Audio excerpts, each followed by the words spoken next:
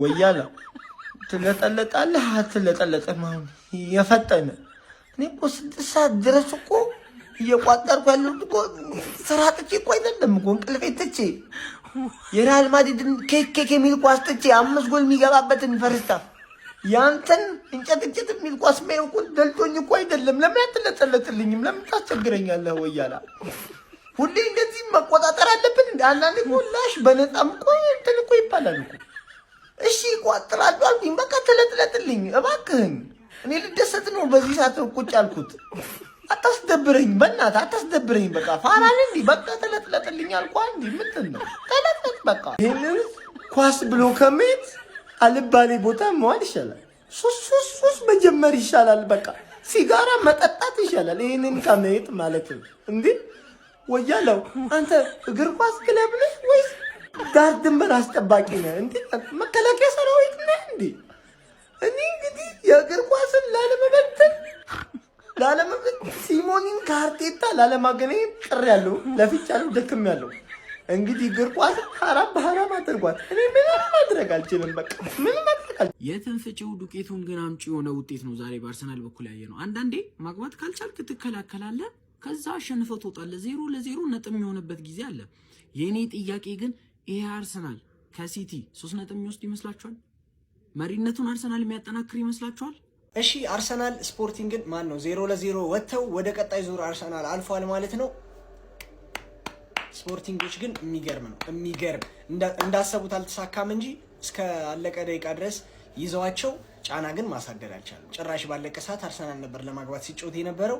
ብቻ ከአትሌቲኮ ማድሪድ ደርሷቸዋል ማለት ነው። ጨዋታው ላይ ግን አደገኛ ሙከራ የተመለከትነው በስፖርቲንግ በኩል ነበር። ፈርስት ሃፍ የሚገርም አንግል ገጭተው ነበረ የአርሰናልን ማለት ነው። ሰከንድ ሃፍ ደግሞ ዊንገሩ የማይሆን ኳስ እየመቱ ምናምን እየሳቱ ነበረ፣ ግን ስቲል ማግባት አልቻሉም። በዛ ላይ በጭራሽ ከፕሬስ መውጣት አይችሉም። አርሰናል ሙሉውን ጨዋታ ፕሬስ እያደረጓቸው ነበር ማለት ይቻላል። እንደዛም ሆኖ መውጣት እንደማይችሉ እያወቁ እዛው ጎል ጋር ተቀባብለው ቢቀጥሉት ነገር ነው የሚገርመኝ ስፖርቲንጎች።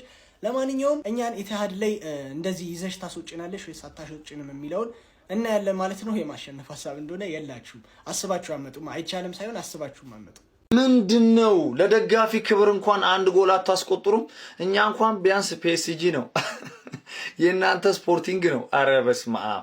ያቺ የሃቨርት ጎል ጠቀመው እንጂ አርሰናልን እውነት ነው መላችሁ ዛሬም ልዩ ነበሩ። በተለይ ስፖርቲንጎች ፈርስት ሃፍ ልዩ ነበሩ። እውነት ነው መላችሁ እንደው አጥቂ የላቸው ማለት ይቻላል እንጂ ዛሬ አርሰናል ራሱ ጎል የሚቆጠሩበት ብዙ ክፍተቶች ነበሩ።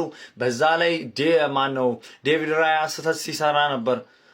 እንደዚሁም ኢዜ ምንድነው ሲያደርግ ኳስ እንዲህ ዝም ብሎ ሲቀማ ነበር። እጅግ በጣም ነው የሚያስጠላ ጨዋታ እውነት የተመለከት ነው። አርሰናል በዚህ ጨዋታ ቢያንስ አንድ ጎል እንኳን ማስቆጠር ነበረበት። ለማንኛውም ያው እንግዲህ ማግሪጌት 1-0 በሆነ ውጤት እንግዲህ አርሰናል አሸንፎ ስፖርቲንግን ጥሎ ወደ ቀጣይ ዙር አልፏል ማለት ነው። ግን ይሄ ፐርፎርማንስ ወደ ማንቸስተር ሲቲ የሚሄድ ከሆነ ከባድ ነው። እውነት ነው የምላችሁ በእውነት። ለማንኛውም ኮንግራይ ይመስላችሁ 0-0 አልቋል። በዚህ ፐርፎርማንስ ማለት ነው ማንቸስተር ሲቲ እንደ ሙዝ ነው ልጦ የሚበላን ማለት ነው። በቃ እኔ የሆነ አዲስ የሰራሽው ሚሳኤል ካለ ኢራን ቁም ነገር እስቲ ወደ እንግሊዝ ተኩሽልን እባክሽ። ምን አይነት እንዴት ነው የሚያሳፍረው ማለት ለምሳሌ ጥሩም ተጫወተን አይደል 0-0 ይወጣል። የሆነ ኳሷን የሚከተል ይሄ ልክ አሰልጣኝን የሰፈር ቡድን ነው ይመስሉት። ወደ ኳሷን ሁሉም ይሮጣል። በቃ የሆነ አንድ ከዛ ኳስ ነጥቀ ደግሞ ልትሰጥ ስትል ሁሉም ቦታቸውን ለቀዋል። ባዶ ነው ማጥቃት አትችልም። እንደገና ወገበን ይዘጠብቀ ነው ከኋላ የሚመጡት። በቃ እንዲህ ወደዚህ የሚሄድ ማለት ነው። እኔ ለአንዲት ኳስ 11ዱም ወደዚህ ግር እኔ ራያም እኔ ከ16 ከ50 ለመውጣቱን ይገርም። በዚህ አይነት ነው አሁን ማንቸስተር ሲቲ ይዘለዝለናል። ምን አዲስ ነገር ሊፈጠር ይሁን እኔ አላቅም። እግር ኳስ ስለሆነ ብቻ የሆነ ነገር ይፈጠራል ልበል እንጂ በዚህ አጨዋወት ሲቲ ወልቭስ እንደዚህ አይቀለው። ብቻ አላህ ይርዳል። እኔ አሁን ተስፋ እየቆረጥኩ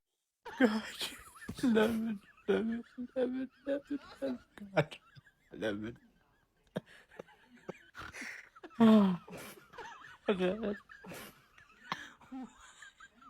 እሺ ወያላም ለካ ተጫውታ ነበር። እኔ እኮ እግዚአብሔርን ሌላ ቲም ስታዩ ግን አይሰማችሁም? ያርሰናል ደጋፊዎች አሁን እንደዚህ የማድሪድና የሙኒክ ጌም ምናምን ከዛ ስታይ ትንሽ አይደብርህም?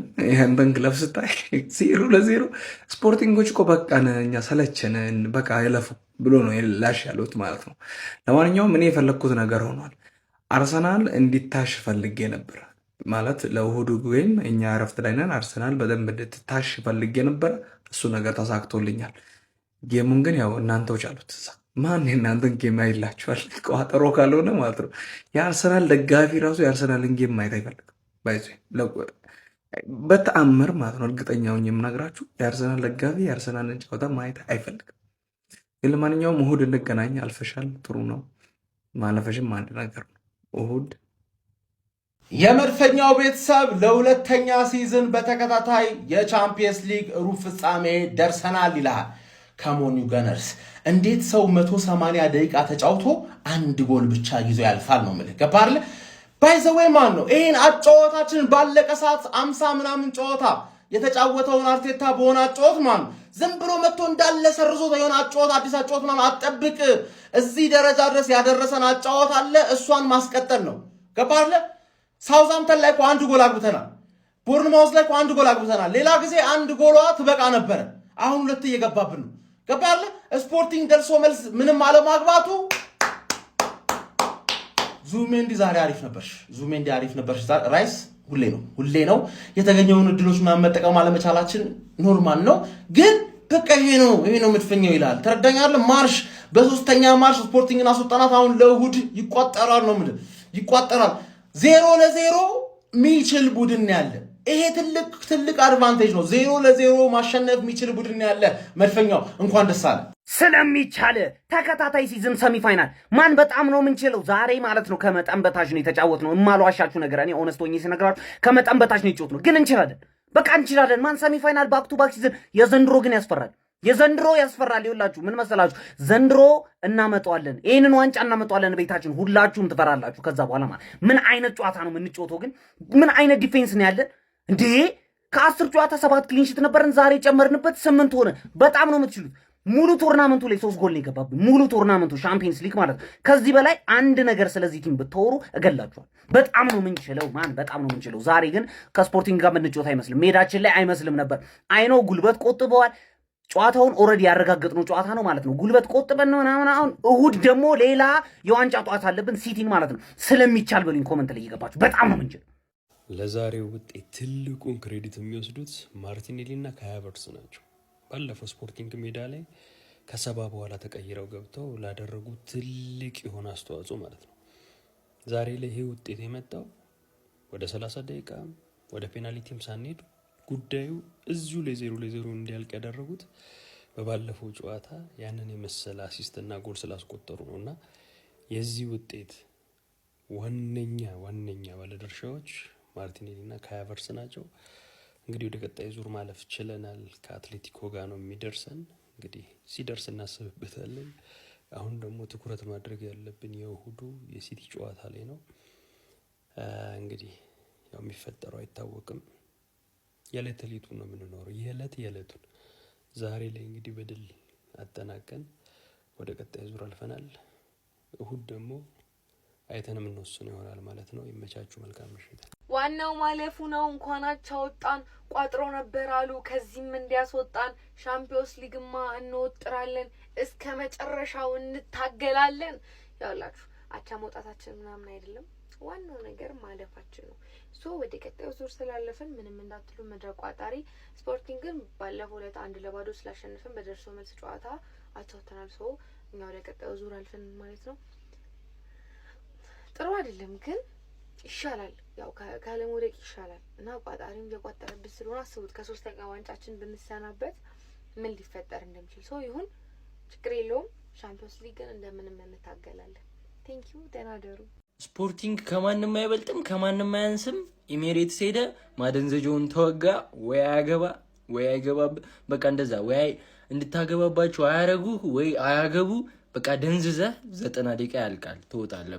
ቤትም ብለው እነሱ አንድ ያገቡና ያልፈዋል። በቃ ይሄ እኮ ነው ጌም ፕላኑ፣ ይታወቃል። ግን ምንም አታመጣም። አሁን እንደዚህ ነው የምንከላከለው፣ ግን ምንም አታመጣም።